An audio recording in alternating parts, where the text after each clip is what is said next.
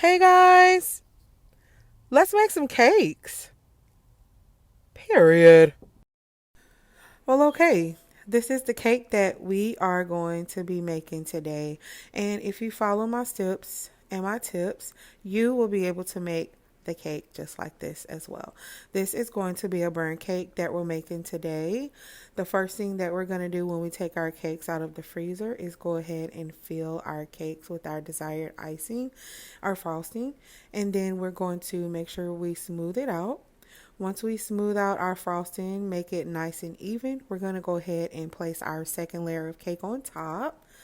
So this method that I'm using that you will also be able to use if you don't have a heart-shaped cake pan. This is going to be a heart-shaped cake, so we'll be needing to do a little bit of cutting and a bit of carving. Nothing too hard. It'll be super simple if you follow these tips that I'm using today. So the first thing we're do after we stack our cakes is go ahead and do a crumb coat. This is what I'm doing here. Crumb coats, of course, ensure that all of your crumbs are stuck to your cake so that when you do your final layer of frosting, you don't have any crumbs in your cake. All right, so we're going to start by cutting our cake. And when you cut your cake, you want to cut it in an angle almost like a V. The first thing you do is cut a line down the middle to make sure that that angle is even.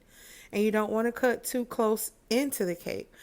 You want to kind of make sure that you're cutting closer to the outer layers of the edge of the cake like I'm doing here. We're going to do that on both sides and try to make sure that it's even as it can be.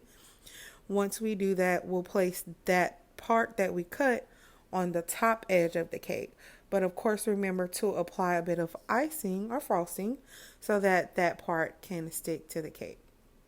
So once we do that, we're going to make sure our cake is close. We press it in to give it that shape. And then we're going to go ahead and ice it a little more with our crumb coating frosting. The crumb coating frosting that I'm using is basically my traditional buttercream frosting. I have a recipe as well. I have a recipe on my channel, and if you follow that recipe, it'll be super easy if you follow those easy steps and very delicious. But I use that particular frosting and then I add just a little bit more water to make the icing a lot more pliable and a lot more easier to work with.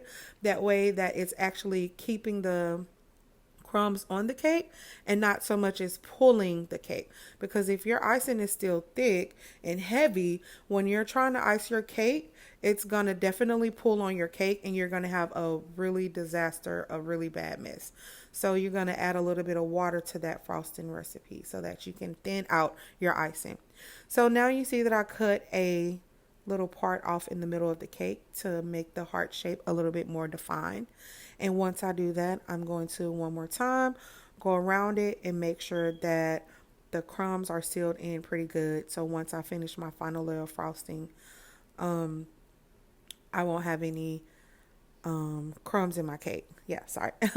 All right, so this cake is for a client that I've known for many, many years, but I haven't seen her in a while, and we reconnected right before COVID. The first time she tried my cakes, I actually made a cake for our neighbor who had just had a tragedy that happened in her life right before COVID. Her son got injured. One day she left her son and her other children at the house. I believe she was going to work this day, but she told her children, "Hey, you're going to stay in the house. Make sure, you don't go outside while I'm gone." So she ended up leaving and taking care of her business. Her son was about 7 around this time, and he ended up leaving, going to the store. He got on his bike. He went to the store to get, actually, I believe, a candy bar for his mother. He went to the store to get a candy bar for his mother. He rode his bike. On his way to the store, he ended up getting hit by a car. Now, this young man was banged up pretty bad. Once again, he was only 7 years old, but thank God he made it through. He's fine now. He's actually did a full recovery. So I'm so happy about that. But at that time, I didn't have any money. I didn't have anything I could really give her. I wanted to gift her something, but what I did have was cake ingredients. So I made her a cake for her son, and I hope that that would maybe cheer her up just a little bit, just to show her that, I loved her and that I could sympathize with what she's going through. I have no children, so I cannot imagine the feeling of something like that. So I just did something from my heart. So I made her a cake, and when I did make her a cake, she shared it with the young lady that ordered the cake for me. And once she tried my cake, she's been asking me to do her cakes from then on. So I'm grateful for that. This young lady is celebrating her birthday and her 3-year wedding anniversary all together, which I think is super cute. I think that's really beautiful. I love love. So this is why she wanted something super special, super intimate this time. So as you can see, she sent me some photos. She wanted photos all around her cake. She also wanted the photos of her and her significant other on the top of her cake. That is going to be the cake that's revealed after the cake is burned. So when you're doing a burn cake, you want to make sure you have the frosting sheet attached to the very top of the cake. That's the cake that's going to be revealed once again. And you want to put you a nice border or two around that frosting sheet. After you put the border, you want to go ahead and add the top layer of your photo, which is going to be edible wafer paper. So she liked the color red. She asked me to use red as accents for her cake. So this is what I'm doing here. I am making a red border around her cake. And after I do the red border, I'm going to do the bottom border, which is white, and then also add a little bit of red as well. Now, this is her specific request.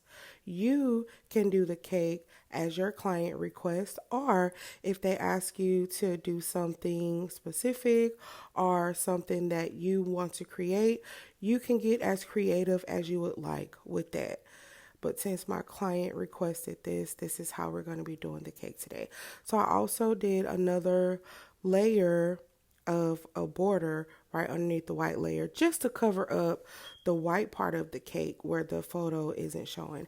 Now this is the edible wafer paper that I was mentioning to you. We're going to put that on top, making sure that it's not touching the frosting sheet at the bottom so that this cake burns really well and it will reveal the bottom photo. Once you place your edible wafer paper on top of your border, you want to go ahead and make another border on top of that just to cover up the lines around that photo. I would also like to apologize because I did not realize that while I was doing my video, my cake was not fully in the video. So I do apologize for that. And moving forward, I would definitely pay more attention to that. Lastly, I sprayed my cake down with some edible glitter. And this is the final look of our cake. I think it came out beautiful. Let me know what you think about the cake. Leave a comment in the comment box. Thank you for watching the video. If you enjoyed the video, please don't forget to like and subscribe. And as always, I will catch you next time. See you in the next video.